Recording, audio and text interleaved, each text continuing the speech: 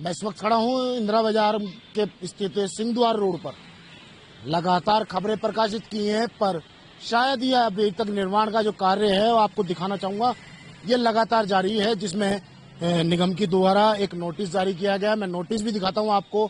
ये लगातार पहला नोटिस जारी किया जाता है, जिसमें साफ दर्शाया गया है, जिसमें कोई भी किसी तरह का सरकारी दस्तावेज या कोई परमिशन इसकी ना ली गई है। आखिर परमिशन ना लेकर किस तरीके से ये साबित किया जा रहा है, ये पैसे का रुबाब है या फिर आगे की पकड़, क्योंकि कर्मचारी के बिना, शायद निगम के अधिकारियों के बिना मिली भगत के ये कार्य नहीं हो सकता। लगातार मैं आपको दिखाऊंगा। पहले वो नोटिस दिखाना चाहूंगा जो दूसरा नोटिस निगम ने जारी किया है, जिसमें साफ साफ क्या लिखा हुआ है आपको दिखाना चाहूंगा।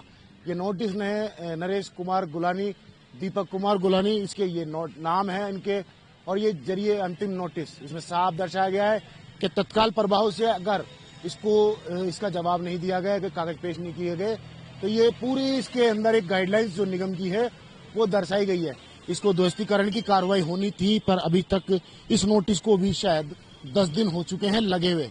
पहला जो नोटिस लगाया गया था उसको तुरंत प्रभाव से जो इनके बिल्डर हैं या जो भी कर्मचारी हैं, उन्होंने इसको फाड़ कर फेंक दिया था। क्या ये कानून का उल्लंघन नहीं है? निगम ने इस पर अभी तक कोई कार्रवाई आखिर क्यों नहीं कर पा रही? या ये नोटिस का खेल ऐसे ही चलता रहेगा, या निगम की मिली भगत के ये कार्य रुकेगा, या फिर इस पे कोई कार्रवाई हो पाएगी? मैं दिखाना चाहूंगा आपको कि काम अभी तक रुका नहीं है। रात को इसके अंदर आराम से काम किया जा रहा है, जिसमें साफ देख सकते हैं पानी की तराई हो, बेसमेंट के अंदर के तरफ जो कार्य हैं वो लगातार चालू हैं। रात के अंधेरे में इस काम को लगातार शांतिपूर्वक किया जा रहा है। शांतिपूर्वक इसलिए बता रहा हूं क्योंकि निगम ने अभी तक इस पे कोई भी ऐसी कोई कार्रवाई नहीं की है ठोस, कि जिस पे कोई एक्शन हो सके।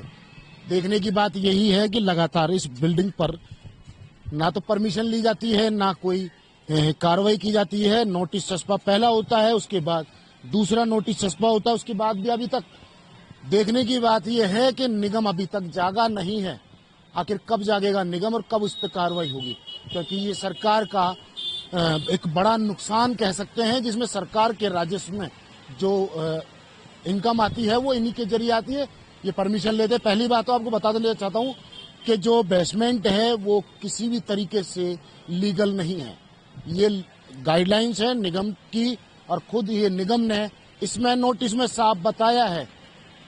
अब फिर भी सवाल यही है, देखते हैं।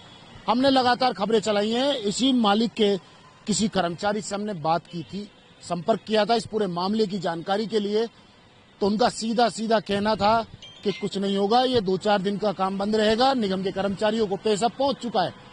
अब वो कौन अधिकारी है जिसके पास वो पैसा पहुंचा है, और कौन अधिकारी है जो इस पे कार्रवाई करेगा, देखने का सवाल होगा। लगातार इस पूरे मामले पे हम खबर आपको दिखाते रहेंगे, इसकी अपडेट देते रहेंगे, क्योंकि पिछली बार भी हमने कई खबरें चलाई हैं, शायद अभी तक कोई असर नहीं हो पाया है। क्योंकि असर जब तक नहीं होता जब तक कोई मिली भगत नहीं होती, क्योंकि पैसा गया है तो कहीं ना कहीं वफादारी तो सामने आएगी। कैमरामैन घनश्याम मिश्रा के साथ मोहम्मद नफीस, जयपुर से।